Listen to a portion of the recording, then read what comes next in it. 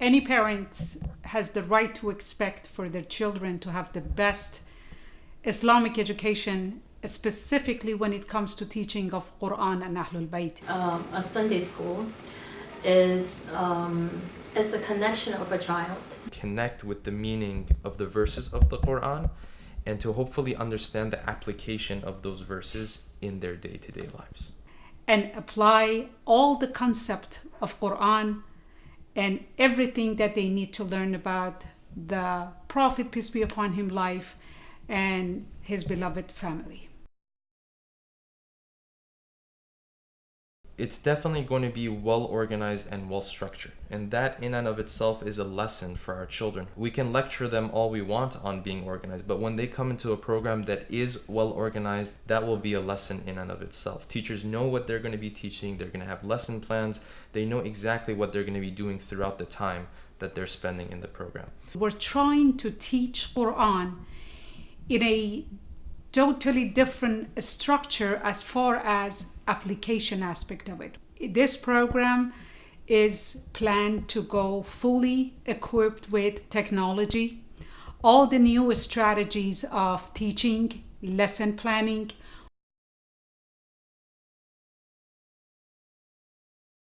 We're trying to teach every child to learn Quran at their own pace and level, and be able to apply it, learn it and apply it on their daily lives before we move on to next surah or to next ayah. This is more like you're connecting with the book. It's like an application to the book. Like you're applying this book into yourself. It's going to be fun and engaging through the activities that have been included into the curriculum. And number 4, and I think this part is somewhat unique, is a set of discussions that we are offering for our high school kids called Islamic Identity Discussion. So the point of these discussions is to guide our teenagers and our high school kids through those critical years where they definitely need mentorship and guidance to be able to go through those years smoothly. At the very beginning, we'll start out with a rational approach to proving the 5 pillars of our faith, to feel more confident in our faith. Under that, we will discuss the idea of evolution and how that relates to the oneness of God. Under that, we will talk about atheism and some of the trends that we have going on in that regard. Another topic that we'll be discussing is an introduction to the major religions of the world.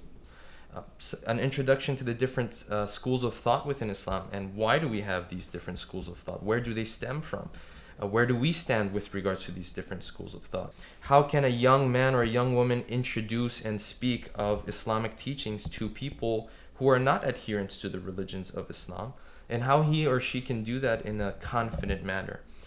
And some other less fundamental but just as interesting topics like black magic and jinn and maybe even the evil eye and things of that nature, whether they exist or whether it's something that's part of our culture, or maybe it's half and half basically.